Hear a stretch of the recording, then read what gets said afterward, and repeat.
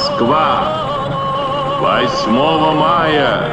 1945 года в Берлине представителями германского верховного командования подписан акт о безоговорочной капитуляции германских вооруженных сил. Великая Отечественная война, которую вел советский народ против немецко-фашистских захватчиков, победоносно завершена. Германия полностью разгромлена. Вечная слава героям, павшим боях за свободу и независимость нашей Родины.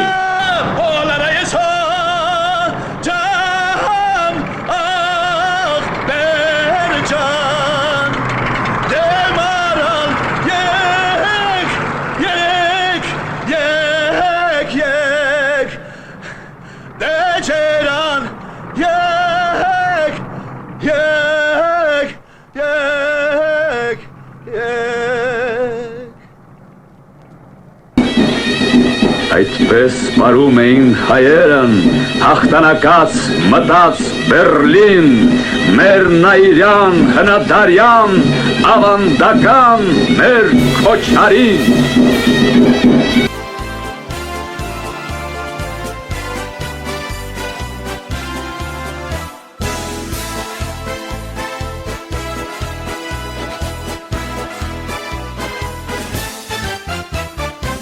«1941 թվականի հունիսի 22-ին վաղ առավոտյան ֆաշիստական Գերմանիա խախտելով ԽՍՀՄ-ի հետ, 1935 թվականի օգոստոսի 23-ին 10 տարի ժամկետով կնքված պայմանագիրը առանց պատերազմ հայտարարելու հարձակվում է Խորհրդային Միության վրա։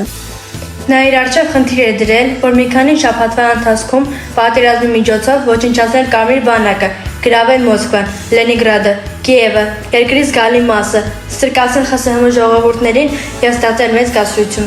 Պատերազմը սկսելուց առաջին օրվանից հայ ժողովուրդը Խորհրդային Միության բոլոր ժողովուրդների հետ ոտքի կանգնեց, պաշտպանելու իր հայրենիքը։ Պատերազմը սկսելու պահին Կարմիր բանակի շարքերում ծառայում էին 60,000 հայ։ 1941 թվականի սեպտեմբերի 10-ից հետո ստեղծվում է Խորհրդային գվարդիա, առաջին գվարդիաների թվում է 395-րդ հրաձգային գնդի հրամանատար մայոր Համազասպ Բաբաջանյանը, որը գվարդիանի պատվավոր կոչման արժանանալու հետ մեկտեղ պարգևատրվում է նաև Կարմիր դրոշ շքանշանով։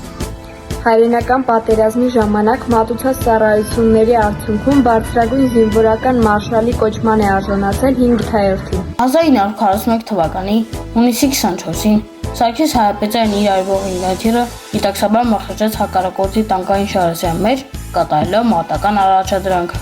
Պատերազմը սկսելու պահին Կարմիր բանակի շարքերում ծառայում է շուրջ 60,000 հայ։ Հայրենական պատերազմի առաջին օրերին իր ռազմավարական նորություններով աչքի ընկավ ԽՍՀՄ ռազմածովային ժողովի առաջին տեղակալ Հովհաննես Իսահակյանը։ Արևմտյան ռազմաճակատի ռազմաօդային ուժերի շտաբի պետն էր Սերգեյ Խուդիակովը, որի շնորհիվ օդաչուները ոչնչացրեցին հակառակորդի 100 ինքնաթիռ։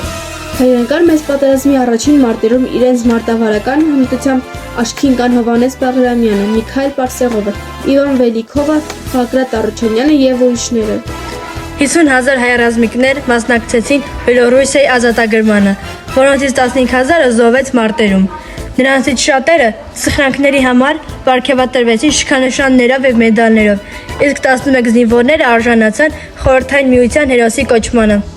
26 հայ շարքային զինվորներ դարձել են Փառքի շքանշանի լրիվ ասպետ։ Պատերազմին մասնակցել է 68 հայ գեներալ։ Հետագայում 1946-ից 1997 թվականներին գեներալի կոչման է արժանացել ևս 94-ը, ծովակալի կոչման 8 հայեր, մեծ հայրենականի հայ հերոսները։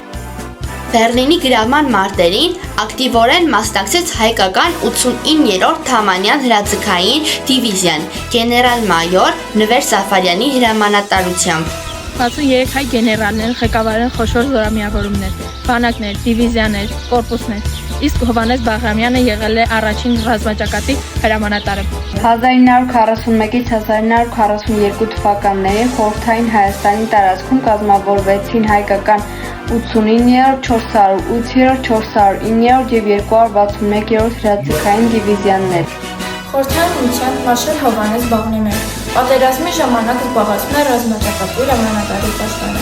Համազես Բաբաջանյան դրատանկային զորքերի մարշալ, Հովհաննես Սակով, Տեր Իսահակյան, Խորհրդային միության ավատորմի ծովակարգ, Արմենակ Խալափերյան, Սերգեյ Խուդիակով, ավիացիայի մարշալ, Սերգեյ Ագանով, Օհանյան, ինժեներական զորքերի մարշալ։